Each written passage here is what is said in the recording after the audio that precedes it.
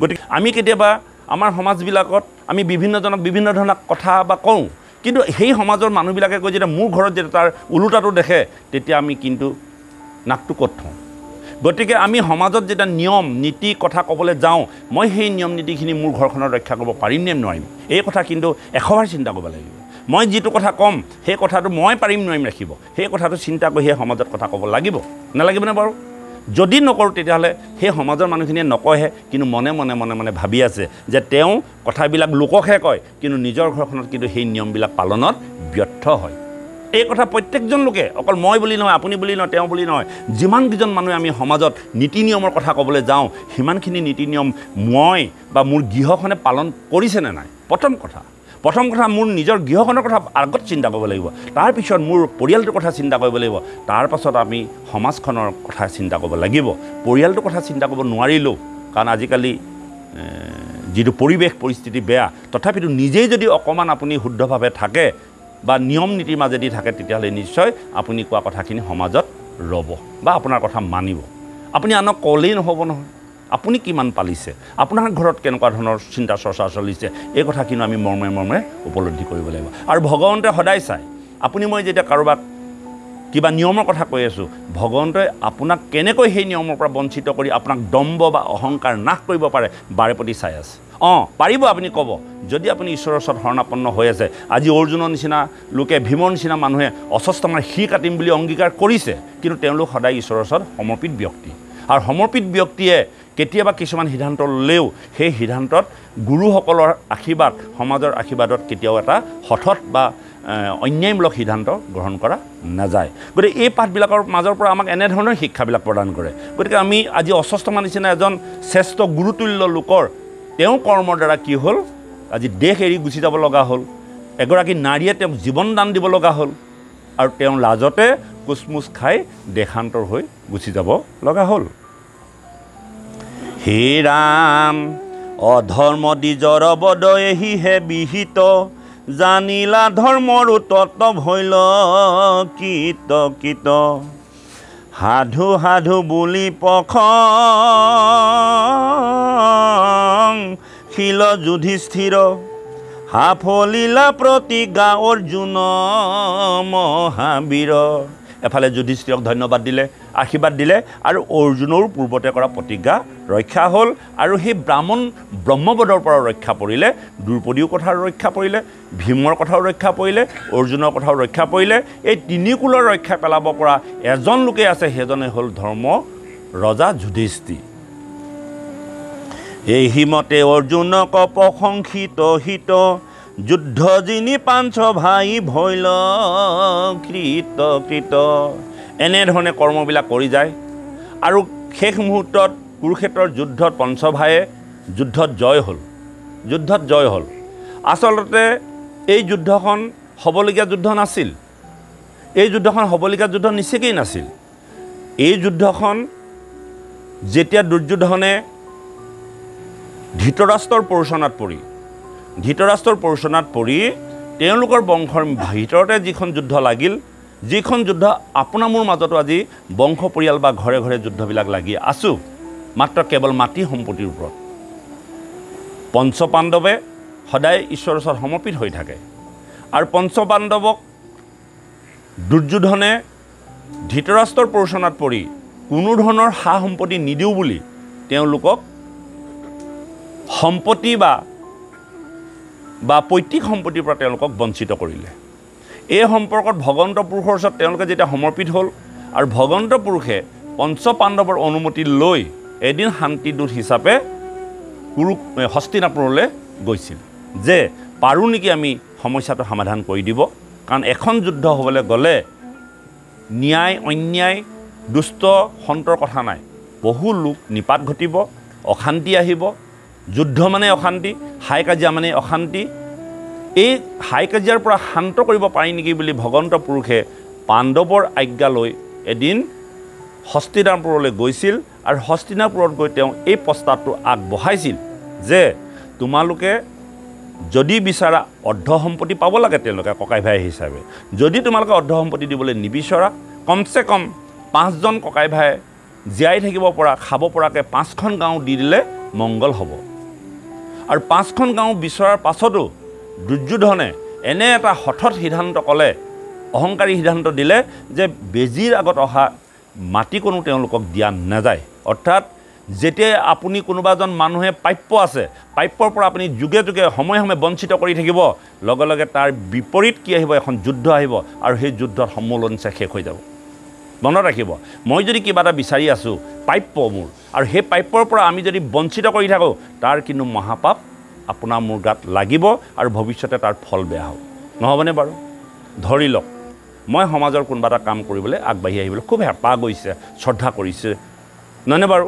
আৰু তেনে ক্ষেত্ৰৰ পৰা যদি আপোনালোকে কেনেবাকৈ বঞ্চিত কৰি ৰাখে, আৰু সেই পাপ কিন্তু আপোনাৰ মোৰ গাত লাগিব, এইটো ঠিক। কিন্তু সেই ক্ষেত্ৰত আমি এটা সিদ্ধান্ত ভাবিছিলোঁ, মোৰ মনৰ ভাৱ আজি আপোনালোকৰ সমাজতে মই প্ৰকাশ কৰিছোঁ, কথাৰ লগত কথা ৰাখি, যে আমি সদায় আপোনালোকক বা আমাৰ উঠি অহা নৱপ্ৰজন্মক প্ৰেৰণা যোগাই আহিছোঁ যে ঈশ্বৰক ভক্তি কৰিব লাগে, ঈশ্বৰক ভক্তি কৰা, শৰণ লোৱা, ভজন লোৱা, আমি যেনেকৈ আগবাঢ়িছোঁ ভাগৱত পঢ়া, নাম গোৱা, কিন্তু সকলো আমি মুখেৰেহে কৈ থাকোঁ। আজি যদি এই সন্তানকেইটা যদি একেমুখে ওলাই আহে, নিশ্চয় আমি হয়তো প্ৰসংভাগ কৰিবলৈ নিদিম, দিম দে। তেওঁলোকে যদি আগবাঢ়ি আহে, হয়তো আমি ভাগৱত ভাগ পঢ়িবলৈ নিদিম। কিন্তু আমি কৈ আছোঁ সদায় আগবাঢ়িব লাগে, আগবাঢ়িব লাগে, কিন্তু আগবাঢ়ি যদি আহে আমি দিম নে? কিয় নিদিওঁ? আমাৰ মাজত থকা কিছুমান ভাৱ আছে, যিবোৰ ভাৱৰ কাৰণে আমি আগবাঢ়ি অহাত কেতিয়াও সহায় নকৰোঁ। এবাৰ কি হ'ল জানেনে? এই আপোনাৰ নিউজিলেণ্ডত অলপ মানে কেঁকুৰা দৰকাৰ হৈছিল। নিউজিলেণ্ডৰ ফালে কেঁকুৰা নাই, ভাৰতবৰ্ষত কেঁকুৰা ঢেৰ আছে। তাৰপৰা ভাৰতবৰ্ষৰ পৰা কেঁকুৰাখিনি ছাপ্লাই হ'ল, কেঁকুৰাটো গৈয়ে থাকে আৰু দেখিছে নহয় আপোনালোকে, কেঁকুৰা চব টেমাত ভৰ্তি কৰিলে, চব টেমাত গৈছে। অঁ, চব মানে আপোনাৰ জাপানেও কি বুলি কয়, আপোনাৰ পাঞ্জাৱেও কেঁকুৰা ভৰাইছে, কেৰেলায়ো ভৰাইছে, প্ৰত্যেক ৰাজ্যৰ পৰা মানে টেমাত ভৰ্তি কৰি কৰি কেঁকুৰাবিলাক ভৰাইছে, প্লেনত নিব। প্লেনত ভৰালে চব যেতিয়া দিনাখনি জমা হ'ল গ'ল, এতিয়া অসমৰ কেঁকুৰাবিলাক ভৰোৱা নাই নহয়। হাৰি এই কেঁকুৰাকেইটা কেলৈ ভৰোৱা নাই? বোলে এইকেইটা অসমৰ কেঁকুৰা, কেলৈ ভৰোৱা নাই টেমাত? বোলে আমাৰ কেঁকুৰা ভৰাব নালাগে। বোলে কিয়? এহেঁতিটো পলাই গুচি যাব। নাই নাই নাই, অসমৰ কেঁকুৰা তেনেকুৱা নহয়। অসমৰ কেঁকুৰা এজনী যদি আগলৈ বাঢ়ি যায়, ইজনীয়ে পাছফালৰ পৰা টানি ধৰে, যাবলৈ নিদিয়ে, বোলে নাযায় আপুনি। বাকী অন্য কেঁকুৰা কি আছে কি নাই নাজানো, সেইকাৰণে সেইবোৰ টেমাত ভৰোৱা। কিন্তু অসমৰ কেঁকুৰা এটা চৰিত্ৰ আছে, আগফালে যদি এজন গৈ থাকে, পাছফালৰ পৰা এজনে টানি থাকে, বোলে এজন যাব নোৱাৰে, সেইকাৰণে আমাক কেঁকুৰা মুকলিকৈ নিয়া। হয়নে বাৰু কথাটো? আপোনালোকে চাব, কেঁকুৰা যদি তিনিজনীমান লিখি দিয়ে নহয়, এজনী গ'লে এজনীয়ে পকত ধৰি ল'ব। কেঁকুৰা এইটো চৰিত্ৰ আছে। বোলে আপোনাৰ মোৰ তেনেকুৱা কোনোবা এজনী যদি আগবাঢ়ি গৈছে, তেওঁক আমি প্ৰেৰণা নিদিওঁ, তেওঁক কেনেকৈ আমি পাছফালৰ পৰা আনি কেনেকৈ আকৌ আগৰ জেগাত বহুৱাই থ'ব পাৰোঁ, এই চিন্তাধাৰাটো কিন্তু অকল আমাৰ নহয় দেই, আমাৰ অসমীয়া জাতিটোৰ বিশেষকৈ আছে। অকল আমাৰ ক্ষেত্ৰতে নহয়, বিভিন্ন ক্ষেত্ৰত যিসকল লোক আগবাঢ়ি গৈছে, তেওঁলোকক কেনেকৈ ডমিনেট কৰিব পাৰি, কেনেকৈ তেওঁলোকৰ বেয়া কথা এটা উলিয়াই তেওঁলোকৰ সমাজত নস্যাৎ কৰিব পাৰি, এই কথাটো কিন্তু আমাৰ অসমীয়া জাতিটোৰ বেছিকৈ আছে। মই এটা কাহিনীৰ জৰিয়তে কথাটো ক'লোঁ। গতিকে এনেকুৱাবিলাক আমি চিন্তাৰ পৰা আকৌ আমি বাদ পৰিব লাগিব। উঠি অহা বা আগবাঢ়ি যোৱা মানুহক সদায় প্ৰেৰণা যোগাব লাগে, যিটোৰ কাৰণে আমাৰ সমাজখনৰ ডেভেলপমেণ্ট হয়। ঈশ্বৰৰ সেৱা কৰিবলৈ কোনো ধৰণৰ পদবী, কোনো ধৰণৰ লেভেল প্ৰয়োজন নাই। মই যদি কওঁ এই ল'ৰাটোৱে ঈশ্বৰৰ সেৱা কৰিব নোৱাৰে, মই ক'ম নেকি যে তেওঁ নোৱাৰে মই পাৰিম? মই পাৰিম, ক'ব পাৰিম নে দৃঢ়তাৰে যে ভগৱন্তক মই ভজিলেহে ভগৱন্ত সন্তুষ্ট হয়, তেওঁ ভজিলে নহ'ব? আমাৰ তেনেকুৱা এটা ব্যৱস্থা নাইনে বাৰু? গতিকে এই ব্যৱস্থাবিলাক আমি সমিল মিল ভাৱেৰে আমি অকণমান আগবাঢ়ি যাব লাগিব। আমাৰ চিন্তা ভাৱনাবিলাক অকণমান বহল কৰিব লাগিব। কেলৈ? ঈশ্বৰক ভজিবৰ কাৰণে সকলোৰে অধিকাৰ আছে, আৰু সেই অধিকাৰৰ পৰা যোনে বঞ্চিত কৰিব, তেওঁ কিন্তু ৰৌ নৰকত পৰিব। মাধৱদেৱক ঘোষাতে কৈছে, দাম্ভিক সতত নকহিবা ইটো তত্ত্ব, সদা উপদেশ দিবা বৈষ্ণৱ জনত, ইষ্টি শুদ্ধই যদি কৰে আমাতো ভকতি, তাহাৰৰ আগত ক'বা জ্ঞান মহামতি। যে ভগৱন্তৰ গুণ কথাবিলাক কাৰ আগত নক'বা? যিবিলাক দাম্ভিক, যিবিলাক সঠত, যিবিলাকে এইবিলাক কথা শুনিবলৈ মন নকৰে, তেওঁকহে মনা কৰিছে। যদি স্ত্ৰী, যদি ক্ষুদ্ৰ, ক্ষুদ্ৰ মানে নিজ জাতি, তেওঁলোকেও যদি মোক ভক্তি কৰিবলৈ আহে, তেওঁক কিন্তু ক'বা আকৌ দেই। যদি নোকোৱা তেতিয়াহ'লে সৎপাত্ৰ পাই যদি নকৰে দান, তাৰ নিচিনা মহাপাপ আৰু নাথাকে। গতিকে আমাৰ সমাজত যদি কোনোবা লোক ঈশ্বৰ সেৱা ভজিবলৈ বা ঈশ্বৰ কৰ্ম কৰিবলৈ আগবাঢ়ি আহে, আমি ৱেলকাম দিব লাগে। আৰু আমাৰ ভাগৱতে সেই কথাটোকে কৈ আছে, সেই কথাটোকে কৈ আছে। কিন্তু আমি তাৰ বিপৰীত কৰ্ম কৰি আছোঁ, যে মইহে পাৰিম ঈশ্বৰ সেৱা কৰিব, তেওঁ নোৱাৰে, তেওঁ বহুত কথা ল'ব লাগিব, মই কথাত পাকৈত হৈ আছোঁ। কিন্তু আমাৰতো সেইবোৰতো পৰীক্ষা নিৰীক্ষা হোৱা নাই। গতিকে মই ভাবিছোঁ যে মই পৰা নাই, তেওঁক যদি গৈ পেলাই যদি অকণমান আগবঢ়াই লৈ যাব পাৰে, যাওকচোন। কোনে জানে কোনে কাৰ ওচৰত ঈশ্বৰ তুষ্ট হ'ব। গতিকে এই কথাখিনিৰ লগত আমি এইখিনি কথাও পাতি যাব লাগিব। গতিকে এতিয়া এই যুদ্ধখন হ'বলগীয়া নাছিল আৰু ভগৱন্ত পুৰুষে যেতিয়া শান্তিদূত হিচাপে গৈ হস্তিনাপুৰত উপস্থিত হ'লগৈ, হস্তিনাপুৰত হোৱাৰ লগে লগে তেওঁ কৈছে যে যুদ্ধ কৰিব নালাগে, পাৰা যদি 5খন গাঁও দি দিয়া, তেওঁলোকে শান্তিৰে থাকক। আৰু দুৰ্যোধনে ক'লে যে মই বেজীৰ আগত অহা তিলমানৰ মাটিও এৰি নিদিওঁ। আৰু এই কথাটোত কোনে প্ৰেৰণা যোগাইছে? ধৃতৰাষ্ট্ৰই। ধৃতৰাষ্ট্ৰ তেওঁ ৰাজসিংহাসনত বহি আছে আৰু তেওঁ যদিও অন্ধ, কিন্তু দুৰ্যোধনক পাকে পকাৰে সেই সম্পত্তিৰ পৰা পাণ্ডৱক বঞ্চিত কৰি কেনেকৈ দুৰ্যোধন ৰাজসিংহাসনত বহুৱাব পাৰে এইটো চিন্তা কৰি আছে। অৰ্থাৎ তাৰ পৰা আমি কি বুজি পাম? আমাৰ সমাজত আমাৰ পিতৃসকল অন্ধ, মহান্ধ হৈ থাকোঁ। আমি পুত্ৰসকলে যিমানেই বেয়া কাম কৰিলেও, আজি কোনোবা এজন মানুহক বা আমাৰ অনুপমী যেনিবা বেয়া কৰিলে, মই যদি আমাৰ পুতুল বাপক গৈ কওঁগৈ, বা আমাৰ ধণ্টীয়ে বেয়া কাম কৰিলে, ধণ্টীৰ বিষয়ে যদি মই আমাৰ ৰাজীৱ হাজৰিকাক কওঁগৈ, তেতিয়া কি হ'ব জানেনে? যে মোৰ ল'ৰাটোক পাকে পকাৰে অকল মোৰ ল'ৰাটোহে দুখটো দেখি পায়, আনৰবোৰ দেখি নাপায় নেকি? নহয়নে বাৰু? কিন্তু সদায় জানিব যে প্ৰকৃততে আপোনাৰ শুভাকাংক্ষী কোনজন? ইয়াত ক'ব, অলপ পাছতে ক'ব কথা। শুভাকাংক্ষী কোনজন? যিজনে আপোনাক স্পষ্টভাৱে কথা কৈ আছে, তেওঁ কিন্তু কেতিয়াও আপোনাৰ বিৰোধ আচৰণ নকৰে। বিৰোধ আচৰণ সেইজনে কৰে। ইয়াৰ পাছত কেইটামান পদৰ পাছতে আছে। কোনে বিৰোধ কৰে? যিজনে আপোনাক মিহি মিহি কথা কৈ আপোনাৰ কাষতে থাকি আপোনাৰ অহিত চিন্তা কৰি থাকে। কোনোবা যেনে যদি সন্তসকলে, আপোনাৰ শুভাকাংক্ষীসকলে সদায় আপোনাৰ হিত চিন্তাৰ কাৰণে সদায় স্পষ্টভাৱে আপোনাৰ আগত কথা ক'ব। কিন্তু যিজন আপোনাৰ দুখী বা আপোনাৰ শত্ৰু, তেওঁ কিন্তু মিহিকৈ আপোনাৰ বুকুলে সোমাই গৈ আপোনাক কেতিয়া আপোনাৰ বুকুৰ মাজত মানে অশান্তি কৰিব বা আঘাত কৰিব আপুনি হয়তো নাজানিব। তেনেকুৱা ধৰণৰ কথা আছে যে এনেকুৱা এজন লোকে মোক এনেকুৱা এটা কাম কৰিব বুলি মই ভবা নাছিলোঁ। সদায় জানিব আমাৰ শুভাকাংক্ষী সেইসকল যিসকলে মোৰ দুখ, মোৰ ভুলবিলাক আঙুলিয়াই থাকিব পাৰে। কাৰণ ভুলবিলাক, দুখবিলাক আঙুলিয়াই দেখুওৱা মানে সেই ভুল আৰু দুখবিলাক সংশোধন কৰিলে তেওঁহে ভাল হ'ব। সেই দেখুৱাই দিয়াজনৰ কোনো উপকাৰ নাথাকে। নহয়নে বাৰু কথাটো? বোলে এই কথা কিন্তু উপলব্ধি। আজি দুৰ্যোধনৰ ভুল সিদ্ধান্তবোৰ কৃষ্ণই দেখুৱাই দিয়াৰ পাছত ধৃতৰাষ্ট্ৰই কিন্তু সেই কথাষাৰ দুৰ্যোধনক কেতিয়াও মনা কৰা নাই। আৰু আমি প্ৰত্যেকজন পিতৃয়ে পুত্ৰৰ মহান্ধত পৰি পেলাই আমি অন্ধ হৈ আছোঁ। আৰু ধৃতৰাষ্ট্ৰৰ চৰিত্ৰটোৱে সেইটোকে বুজায়। ধৃত মানে হ'ল ধৃতং, অৰ্থাৎ চৈতান, ধৃত্তবুদ্ধি, সদায় ধৃত্তবুদ্ধি। ধৃতৰাষ্ট্ৰ, ৰাষ্ট্ৰ মানে দেহ, ধৃতৰাষ্ট্ৰ, ধৃত মানে হ'ল চৈতান বুদ্ধি থকা, ৰাষ্ট্ৰ মানে দেহ, ৰাষ্ট্ৰ মানে দেশ, দেশকো বুজায় আৰু দেহাকো বুজায়। এইখন এখন আমাৰ দেশ ৰাষ্ট্ৰ, মানে ধৃতৰাষ্ট্ৰ, তাৰ যাৰ নামেই পৰিচয়। ধৃত মানে বোলে বৰ ধৃত দেই, শিয়াল বুদ্ধি থকা মানুহ, বোলে ধৃতৰাষ্ট্ৰৰ চৰিত্ৰটো সেইটো। গতিকে আজি ভগৱন্ত পুৰুষে এটা শান্তিৰ বাৰ্তা লৈ যোৱাৰ পাছত দুৰ্যোধনে যেতিয়া তেনেকৈ কথা ক'লে, তেতিয়া দুৰ্যোধনে কৃষ্ণক কি কৈছে জানেনে?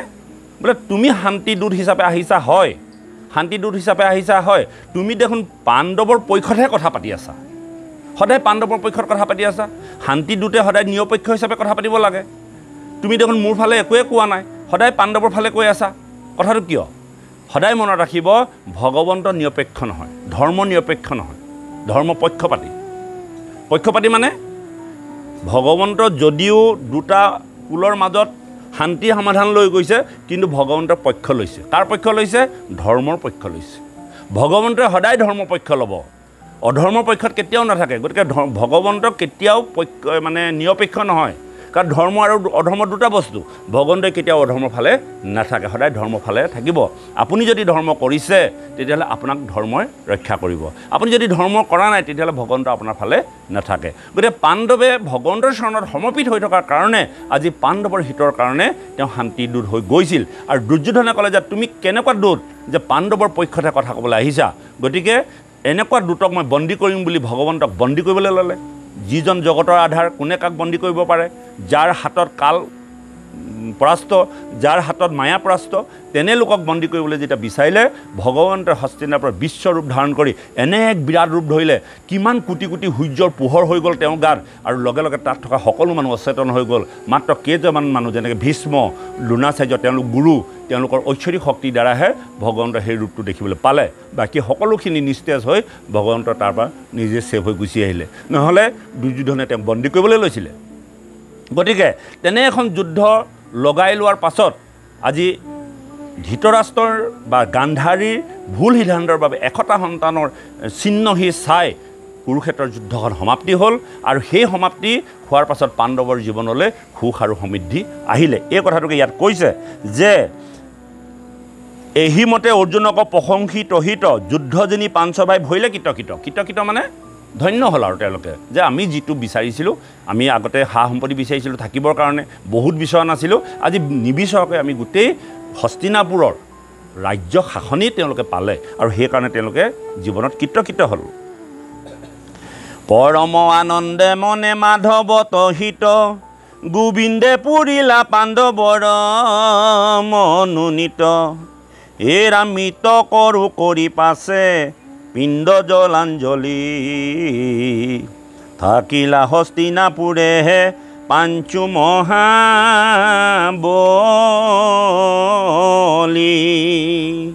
লগে লগে সেই যুদ্ধত যিমানবিলাক বংশ কুটুম ইষ্ট কুটুম মৰিলে তেওঁলোকৰ বিধিগতভাৱে পিণ্ডাদি কৰ্ম কৰিলে, অঞ্জলি যাচিলে আৰু কৰি পেলাই তেওঁলোকে পাঞ্চু ভায়ে মহাসুখেৰে হস্তিনাপুৰৰ ৰাজসিংহাসনত অৱগাহন কৰিলে। এই ৰাম পাছৰ বিতান্ত আৱে শুনা হবে ঋষি ভাৰত যুদ্ধ কহাংগ কৰি আহৰিষি দ্বাৰকাক যাইবে লাগি চিন্তি চক্ৰপাণি যুধিষ্ঠিৰ নিপতিত লৈলন্ত মেলানি দ্ৰুপদী সুভদ্ৰা কুন্তি সবাকু সম্বন্ধি চৰিলা ৰথত ভীম অৰ্জুনত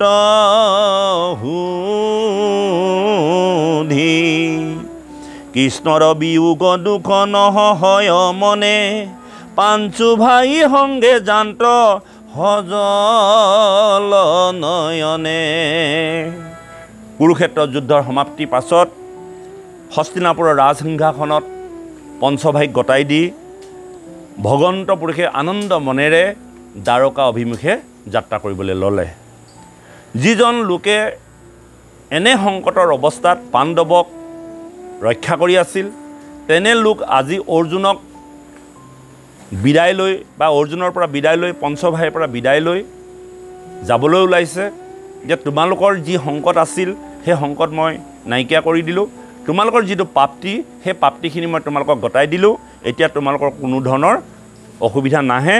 গতিকে তেওঁ এখন ৰাজ্য আছে, অন্যহাতে তাত যাদৱ কুলৰ বিপৰ্যয় ঘটিছে, গতিকে তেওঁ দ্বাৰকালৈ যাব লাগে আৰু অৰ্জুনক সুধি পেলাই তেওঁ ৰথত উঠিছে আৰু ৰথত উঠাৰ লগে লগে পাঞ্চ ভাই সুভদ্ৰা কুন্তি আৰু আপোনাৰ উত্তৰাকে ধৰি সকলোৱে সজল নয়ন মানে জলজলীয়া হৈ গৈছে, চকুপানীয়ে জলজলীয়া হৈ গৈছে। ইমান দিন একেলগে থাকি কিমান বিপদৰ পৰা ৰক্ষা কৰিলে, আজি তেনে এজন লোক তেওঁলোকক এৰি যাবলৈ ওলাইছে। সেইকাৰণে সজল নয়নে ৰথত উঠিছে আৰু ৰথত উঠাই ৰথৰ চাৰিওকাষে সমস্ত পঞ্চভাই দ্ৰুপদী কুন্তি আৰু লগত উত্তৰাও আগবঢ়াবলৈ বিচাৰিছে। হে ৰাম কৃষ্ণৰ বিয়োগ দুখ নহয় মনে পাঞ্চু ভাই সংগে জান্ত সজল নয়নে দুৰ্নিকমে লীলা লাঞ্জ কাটি যেন বাঘ দুৰ্জন দ্বিজৰ আতি চৰি গৈলা ৰাগ পাঞ্চু ভাইক লাগি পাঞ্চ গোট ব্ৰহ্মবান অৰণ্যৰ পৰা বীৰে কৰিলে সন্ধান।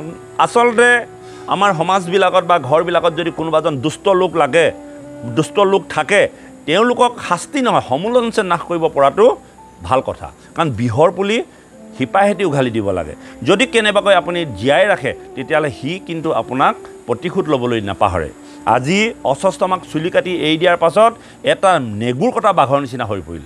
বাঘ এটাক যেনেকৈ নেগুৰ কাটিলে যেনেকুৱা ধৰণৰ হয়, ঠিক আজি অস্বস্থমা তেনেকুৱা এটা পৰিৱেশলৈ গ'ল। কৈছে যে কি দুৰ্নিক মেলিলা লাঞ্জ কাটি যেন বাঘ, লাঞ্জ মানে নেগুৰ, দুৰ্নিক মেলিলা লাঞ্জ কাটি যেন বাঘ দুৰ্জন দ্বিজৰ আতি চৰি কৰিলা ৰাগ।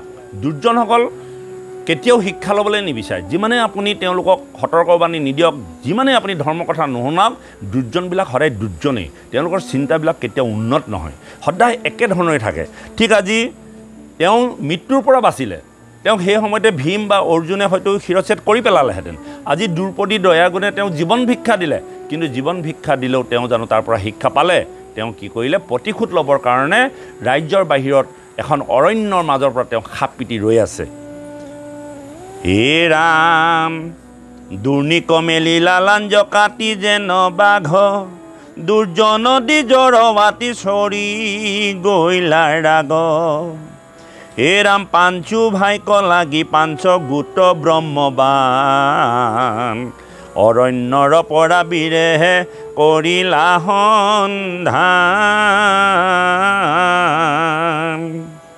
উত্তৰাৰ গৰ্ভে আছে পাণ্ডুৰ সন্ততি হানিলা গোটেক ব্ৰহ্ম অস্তাংক প্ৰতি অপাণ্ডৱা পৃথিৱীক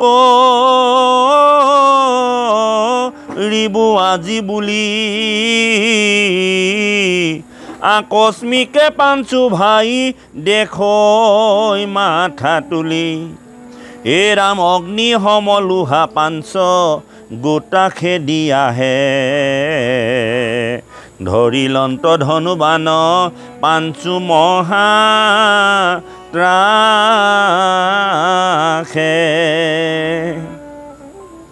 দেখি খেপিলন্ত চক্ৰ কৃষ্ণে আতি ৰাগি ভস্ম ভৈল ব্ৰহ্মাস্ত্ৰ চক্ৰ তেজ লাগি যেতিয়া পঞ্চপাণ্ডৱৰ সহিতে ভগৱন্ত পুৰুষক ৰথত উঠাই আগবঢ়াবলৈ গৈছে অৰ্থাৎ হস্তিনাপুৰৰ পৰা দ্বাৰকালৈ যিটো ৰাস্তা সেই ৰাস্তাইদি গৈ থাকোঁতে তেওঁলোকৰ যিটো সমিলমিল যাত্ৰা এই যাত্ৰা কিন্তু অস্বস্থমাই দেখি সহ্য কৰিব নোৱাৰাৰ কাৰণে যে পাণ্ডৱক সমূলঞ্চে জগতৰ পৰা বিদায় দিম বুলি ভাবি পঞ্চভাইৰ কাৰণে 5 পাত আকৌ ব্ৰহ্মবান তেওঁ কি কৰিলে এৰি দিলে আৰু এপাত বান তেওঁ ঠিক কৰিলে যে উত্তৰাৰ গৰ্ভত পাণ্ডৱৰ শেষৰ গছি বন্তি আছে সেই গছ বন্তিও মই গৰ্ভতে শেষ কৰি এই জগতত পাণ্ডৱক নিঃশেষ কৰিম বেলাম বুলি অস্বস্থমাই কি কৰিলে পঞ্চভাইৰ কাৰণে 5 পাত বান এৰিলে আৰু উত্তৰাৰ গৰ্ভক লাগিও আৰু এপাত বান এৰি দিলে আৰু সেই বান গিপাত হ'ল ব্ৰহ্মবান হে ৰাম অপাণ্ডৱা পৃথিৱী কৰিব আজি বুলি আকস্মিকে পাঞ্চু ভাই দেখৈ মাথা তুলি অগ্নি সম লোহা পাঞ্চ গোটা খেদি আহে ধৰিলন্ত ধনুবান পাঞ্চু মহা ত্ৰাসে দেখি খেপিলন্ত চক্ৰ কৃষ্ণে আতি ৰাগি ভস্ম ভৈল ব্ৰহ্মাস্ত্ৰ চক্ৰ তেজ লাগি তেজ মানে শক্তি ইয়াত তেজ মানে ক'ৰবাত তেজ মানে ত্যাগ কৰা ইয়াত মানে তেজ মানে শক্তিক বুজাইছে বোলে মানুহজনৰ তেজ পানীবিলাক বৰ ভাল দেই তাৰমানে শক্তি অটুট আছে তেজ মানে ক'ৰবাত ত্যাগ কৰা হয় আৰু ক'ৰবাত কি হয় শক্তি বুজায় বোলে তেজস্বী তেজী বোলে একদম শাক পাচলিবিলাক তেজী হৈ আছে তাৰমানে শক্তিশালী হৈ আছে গতিকে এতিয়া পঞ্চভাইৰ কাৰণে যেতিয়া 5 পাত বান এৰি দিলে আৰু তেওঁলোকে উলটি দেখিলে যে এফালৰ পৰা অগ্নি সমভাৱে জ্বলি আহিছে লগে লগে ভগৱন্তক জনালে আৰু ভগৱন্তই দেখি তেওঁ কি কৰিলে তেওঁ সুদৰ্শন চক্ৰৰ শক্তিৰ সহায়ত সেই 5 বান নিমিষতে চুৰ কৰি দিলে সেইটোকে কৈছে যে দেখি খেপিলন্ত চক্ৰ কৃষ্ণে আতি ৰাগি ভস্ম ভৈল ব্ৰহ্মাস্ত্ৰ চক্ৰ তেজ লাগি উত্তৰা দেশন্ত অস্তৱা হৈ লোহাময় গৰ্ভৰ বিনাশ হেতু ভৈলা মহাভয় দিলন্ত লৱৰৱাতি বিবল স্বভাৱে তাহি কৃষ্ণ কৃষ্ণ বুলি পাৰিলন্ত পাৱে হে ৰাম খেদিয়া হৈ কিবা অস্ত্ৰ গোট মুক প্ৰতি কৰা পৰিত্ৰাণ বন্ধু মাধৱ সম্প্ৰতি উত্তৰাৰ ফালে যেতিয়া এটা লোহাময় শক্তি খেল গৈ আছে উত্তৰাই বুজি পোৱা নাই কি আহিছে কিন্তু এটা প্ৰচণ্ড শক্তিত উত্তৰাৰ ফালে গৈ আছে আৰু লগে লগে ত্ৰাহি কৃষ্ণ বুলি দৌৰি আহি ভগৱন্তৰ চৰণৰ শৰণাপন্ন হৈছে হে প্ৰভু হে জগতৰ আধাৰ হে জগতৰ সৃষ্টিকৰ্তা কেশৱ মোৰ ফালে এনেকৈ এটা শক্তি আহি আছে যিটো শক্তি হয়তো মোৰ নিমিষতে মোৰ গৰ্ভত নাশ হৈ যাব যিহেতুকে মোৰ গৰ্ভত পাণ্ডৱৰ শেষ গছ বন্তি এতিয়াও সংৰক্ষণ হৈ আছে হে প্ৰভু দয়াময় তোমাৰ কৃপাগুণে মোক এই সংকটৰ পৰা ৰক্ষা কৰা হে ৰাম খেদিয়া হৈ কিবা অস্ত্ৰ গোট মোক প্ৰতি কৰা পৰিত্ৰাণ বন্ধু মাধৱ সম্প্ৰতি হেৰাহি পাইলা মোক দুৰন্ত মৰণে অভয় চৰণ পায়া পখিলো হৰণে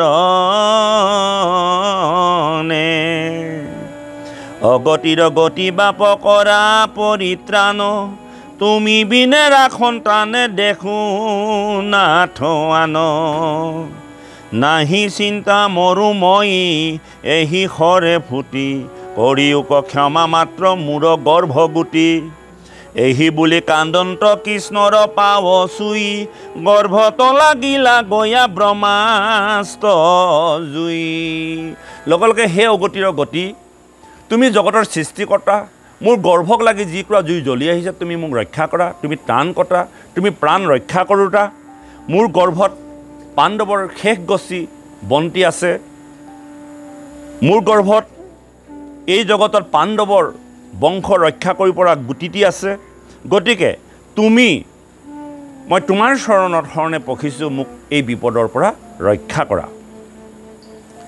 হে ৰাম দেখি আঠে বেঠে তাক নাথ ঋষিকেশ গদা ধৰি উদৰত ভৈলন্ত প্ৰৱেশ ভাংগিলন্ত ব্ৰহ্মাস্তক গদায়ে কোবাই জীয়াইলন্ত শিশুক অমিত দৃষ্টি চাই পূৰ্ণ দশমাহে শিশু লভিল চেতন মহাপুৰুষক তৈতে ভৈলা দৰিখন যেতিয়া উতৰাই আহি ভগৱন্তৰ চৰণৰ শৰণে পখি কাটৰে ক'লে তেতিয়া লগে লগে ভগৱন্তই সেই উতৰাৰ বাক্য ৰক্ষা কৰি উতৰাৰ গৰ্ভত কি হ'ল অঙুষ্ঠমান হৈ এটি গদা লৈ তাত প্ৰৱেশ কৰিলে আৰু লগে লগে ব্ৰহ্মাস্ত্ৰকৈ গৰ্ভত যেতিয়া জ্বলিল বা গৰ্ভত সোমাইছে লগে লগে তেওঁ গদায়ে সেই ব্ৰহ্মাস্ত্ৰক প্ৰহাৰ কৰি গৰ্ভৰ পৰা কি কৰিছে ব্ৰহ্মাস্ত্ৰ হটাই দিছে এতিয়া কথা হ'ল কি এই যে বহু লোকে আজিৰ তাৰিখত বহু যুৱক যুৱতীয়ে এনেকুৱা এটা প্ৰাৰ্থনা কৰে যে যিখন গৰ্ভত চুলি এডাল সোমাই থাকিলেও মানুহ চটপটাই থাকে তেনেস্থলত এটি গদালৈ ভগৱন্তক কেনেকৈ প্ৰৱেশ কৰিলে ইয়াত কি বিজ্ঞানসন্মত আছে এইবিলাক কোনো ধৰণৰ যুক্তি নাইকিয়া অবান্তৰ কথা বুলি বহু লোকে বিজ্ঞানসন্মতভাৱে ক'বলৈ বিচাৰে বহু ধৰণৰ সময়ত আমি এনেকুৱা ধৰণৰ প্ৰশ্নৰ সন্মুখীন হওঁ যে যিখন গৰ্ভত চুলি এডাল যদি কেনেবাকৈ থাকে আইগৰাকী থাকিব নোৱাৰে তেনেস্থলত ভগৱন্ত পুৰুষে কেনেকৈ গদালৈ সোমাই সেই ব্ৰহ্মাস্ত্ৰৰ লগত যুদ্ধ কৰিলে ইটোৰো কেতিয়াও বিজ্ঞানসন্মত কথা নহয় কিন্তু সেইসকল হঠৎকাৰী লোকে ওপৰে যিমান কথা ক'লেও কিন্তু আজি আমাৰ ভাগৱতৰ যি পৰমাৰ্থি অৰ্থ এই পৰমাৰ্থি অৰ্থৰ মূল কথাটো হ'ল ভগৱন্ত যে প্ৰৱেশ কৰিছে ভগৱন্ত নিজে প্ৰৱেশ কৰা নাই ভগৱন্ত ঐশ্বৰিক এনে শক্তি যি পৰম ব্ৰহ্ম পৰমাণুতকৈ সৰু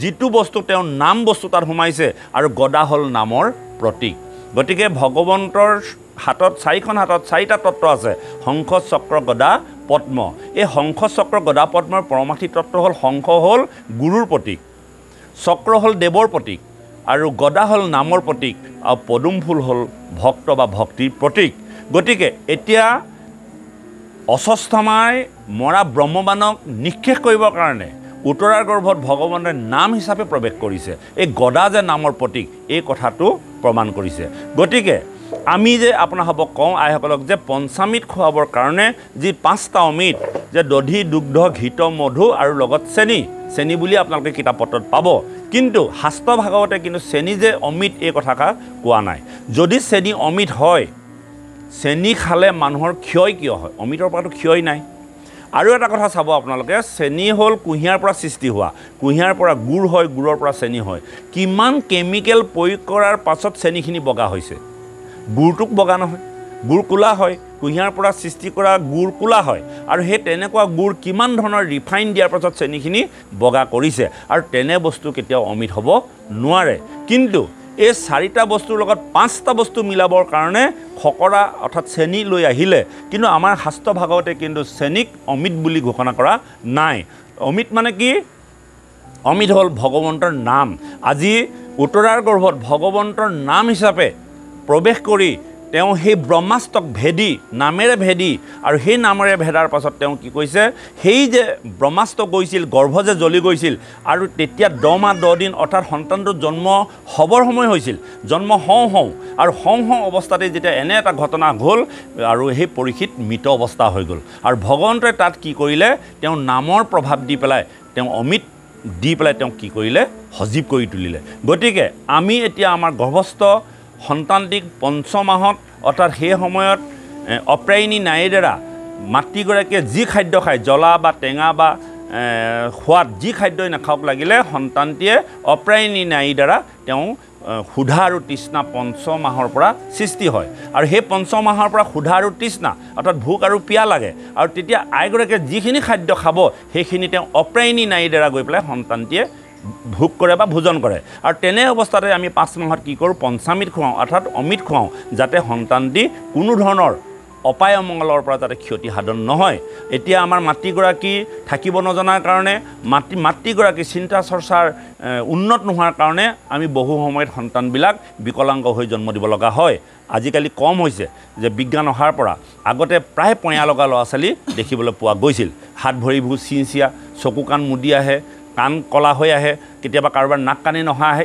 এইবিলাক যে হয় এইবিলাক হ'ল মাতৃগৰাকীৰ অসাৱধানতাৰ ফলত হয় গতিকে এই অসাৱধানতাৰ ফলত আমাৰ আইসকলে যেতিয়া পঞ্চামৃত খুৱায় ইয়াৰ মূল অৰ্থ হ'ল সেইদিনাৰ পৰা আইগৰাকীক সক্ৰিয় কৰি দিয়ে যে আজিৰ পৰা তুমি যিমানখিনি খাদ্য খাবা সিমানখিনি তোমাৰ অপ্ৰায়নী নাৰীৰ দ্বাৰা তোমাৰ সন্তানটিয়ে ভোগ কৰিব কিন্তু আমাৰ আইসকলে কি কৰে অত্যন্ত জ্বলা খায় অত্যন্ত টেঙা খায় তেতিয়া টেঙা খোৱাৰ প্ৰভাৱটো বাঢ়ি যায় জ্বলা খোৱাৰ পৰিৱেশটো বেছি হৈ যায় মাংস খাবলৈ মন যায় মাছ খাবলৈ মন যায় কি যে খাবলৈ মন নাযায় আৰু এনেকুৱাখিনি খাদ্যৰ ফলত সন্তানটিয়ে অত্যন্ত কষ্ট পায় আৰু কষ্ট পাই তেওঁ কি কৰে মাকে যিখিনি জ্বালা দিয়ে বা পিতৃয়ে যিখিনি জ্বালা দিয়ে তেওঁ মনতে সংকল্প হয় যে মই গৈ লওঁ তোমালোককো মই জ্বালাটো দি আছোঁ আৰু সন্তান জন্ম হোৱাৰ পাছত আজি আমাৰ প্ৰত্যেকগৰাকী পিতৃ মাতৃ সন্তানে জ্বালা দি আছে কাৰণ আমি জ্বালা আগতেই দি থৈছোঁ তেওঁক গতিকে এই যে জ্বালা যে দিছে এই যে টেঙা যে খাইছে অত্যন্ত জ্বলা অত্যন্ত টেঙা খাই সন্তানটি কি হয় চাওক আজি আপুনি জন্ম হোৱাৰ পাছত ল'ৰাটোৰ ওঠৰত কেনেবাকৈ যদি জলকীয়া চব্জি অকণ লগাৰ লগে লগে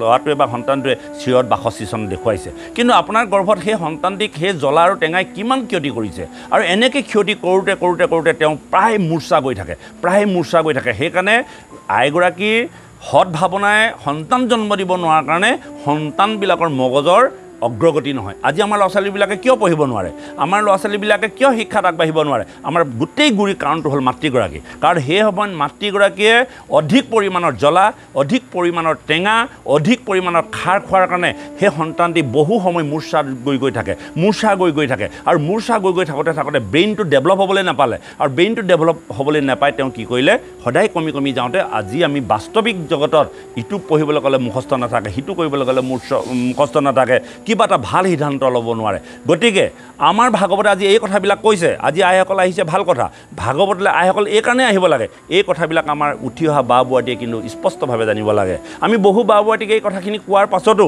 তেওঁলোকৰ ঘৰখনত কিন্তু সেই তেনেকুৱা এটা সংস্কাৰ নথকাৰ কাৰণে আইগৰাকীৰ খাদ্য যিটো অভ্যাস বা যিটো খাদ্য সংস্কাৰ তাৰ ওপৰত গুৰুত্ব দিয়া নাযায় এই